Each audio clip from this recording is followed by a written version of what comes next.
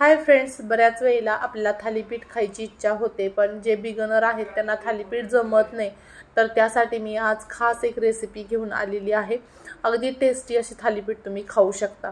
तर आपण एका बाउलमध्ये भाजणीचं पीठ घेतले. भाजणी कशी करायची यापूर्वी मी ऑलरेडी व्हिडिओ अपलोड केलेला आहे. आता त्या पिठामध्ये बारीक चिरलेली कोथिंबीर, बारीक चिरलेला मध्यम आकाराचा कांदा आणि बारीक चिरलेली हिरवी मिरची घालायची. त्यानंतर हळद घालायची अर्धा चमचा, चवीपुरतं मीठ घालायचं. आणि आपण थोडेसे वेगळ्या पद्धतीने करतोय. हिरवी मिरची न वापरता थोडासा धने पावडर, थोडीशी जिरे पावडर घातली अर्धा चमचा. त्यानंतर बेडगी मिरची पावडर घातली आणि एक गाजर खिसून घेतलेला आहे. अगदी हेल्दी ह्या घावन म्हटलं तरी सुद्धा चालेल किंवा थालीपीठ तुम्ही म्हणू शकता. आणि आता आपण यामध्ये थोडं थोडं पाणी घालून ह्याचं एक मध्यम थिकनेसवालं बॅटर तयार करून घ्यायचं. तर मला टोटल याला 1.5 कप पाणी लागलं होतं. 1 कप पीठ आहे तर 1.5 कप पाणी परफेक्ट झालं. आता ह्याचं आपण एक छानसं स्मूथ बॅटर तयार करून घेऊया. गुठळ्या होता कामा नये, सर्व गुठळ्या फोडून घ्यायचे.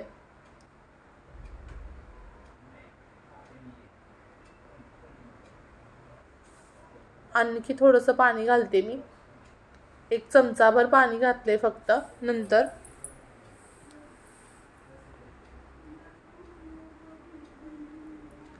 व्यवस्थित हे पीठ मिक्स करून घ्यायचंय.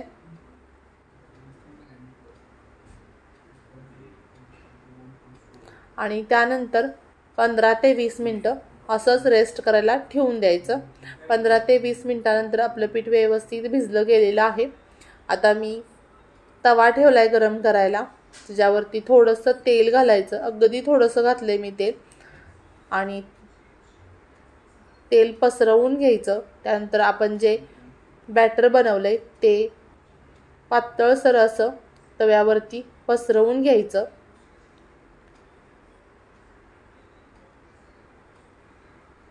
गोल आकार द्यायचा शक्यतो. जास्त जाडही नाही करायचं, जास्त पातळही नाही करायचं.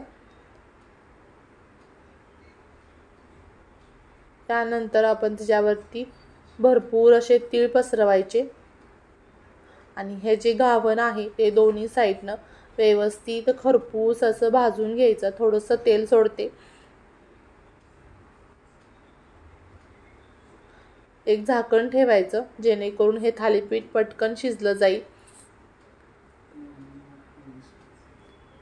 ज्यांना थालीपीठ येत नाही ते सुद्धा या पद्धतीने तुम्ही थालीपीठ करून खाऊ शकता आणि एन्जॉय करू शकता.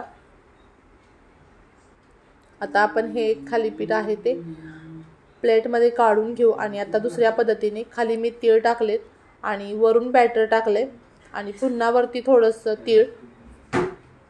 आणि सेम प्रोसेस करायची आहे. वाव, मस्त असे आपले हे भाजणीचे घावन किंवा थालीपीठ तुम्ही म्हणू शकता तयार झालेले आहेत. पुन्हा भेटूया अशाच नवनवीन आणि जायकेदार रेसिपी सोबत. तोपर्यंत बाय बाय.